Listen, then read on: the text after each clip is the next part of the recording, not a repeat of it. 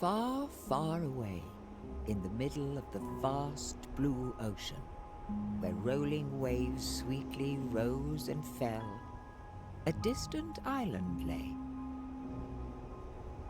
An enchanted place of deep canyons, lush forests, and birds. Magnificent, graceful birds, birds of all kinds.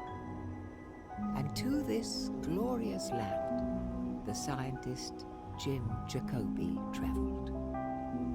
Even if I go back 50 times, all of it is really exciting. It's a pretty spectacular place to be, let me tell you.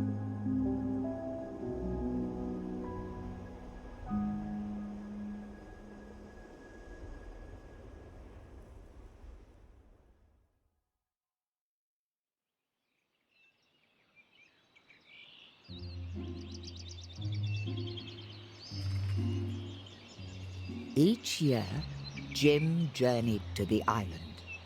He studied the birds, examined their ways, chronicled their songs. I could tell you stories about every single one of the birds. Some are rarer than others, and so that's why it's more exciting to find them. Hawaii was once known as a bird paradise. But year after year, Jim saw how this precious place was changing. Some birds flourished. That's the eevee. The eevee is still extremely common, and eevee actually comes from the sound that you hear when it's calling. It sounds like sort of a rusty gate opening. Others suffered deeply. That's the kamau. It's more of a solitary kind of a bird. Every once in a while, it will take off, shoot straight up above the tree canopy, and give this burst of song, and then come shooting right back down to its perch again. Yet the bird Jim wanted to see most of all was the fabled Oo. Birds spoken of in ancient tales, with sleek black bodies and leg feathers as yellow as the burning sun. The Oo is really a very spectacular bird. It's loud, sort of like a fluty melodic song. But by the first blossoms of the spring of 1984, there was just a single Oo remaining.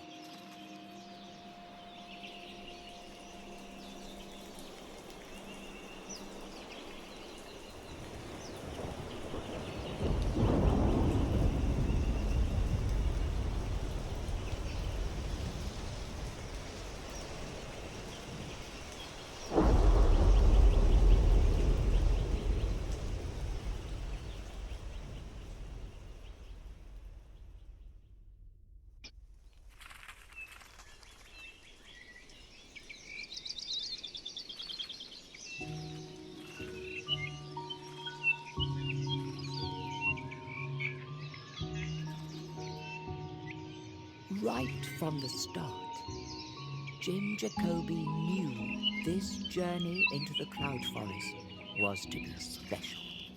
It was a beautiful day, as I recall. We started off from his camp, and it takes about an hour to go from where we were camped to down to the stream. We stopped there and started to listen. The birds were veiled within the thick, shadowy forest. So, tucked in his pocket, the scientist carried a tape recording machine to capture sounds and songs. It's approximately 11 to 11:30 a.m. on the 6th of August. We're on the Mohihi Trail.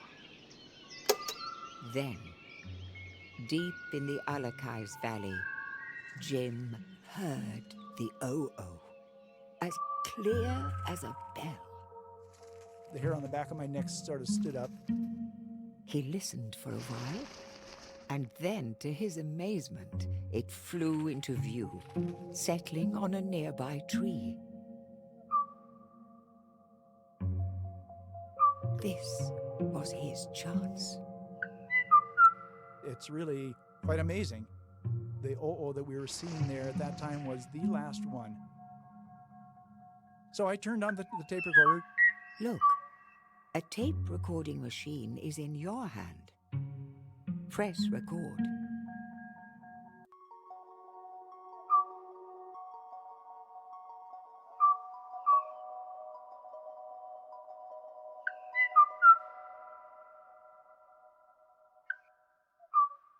Suddenly, the bird flew away.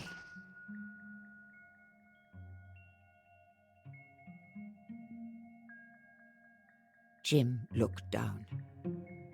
Had he recorded it? Had he captured the OO song? I rewound my tape just to see if I could hear it. Did you catch it? Click to check your recording.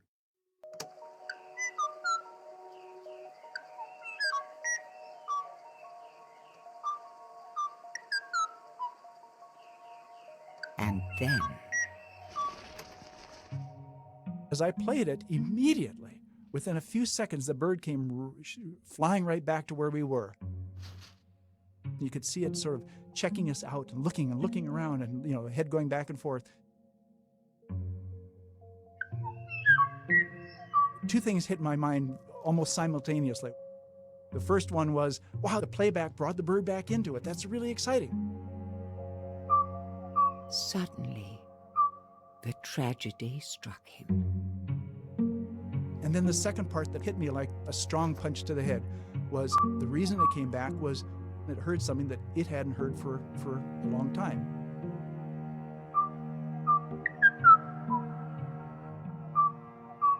On the tree before him sat the only living Oo.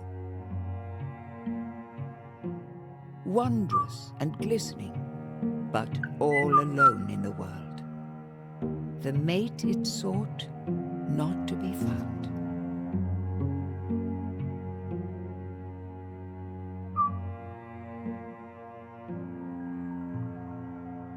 And there it was.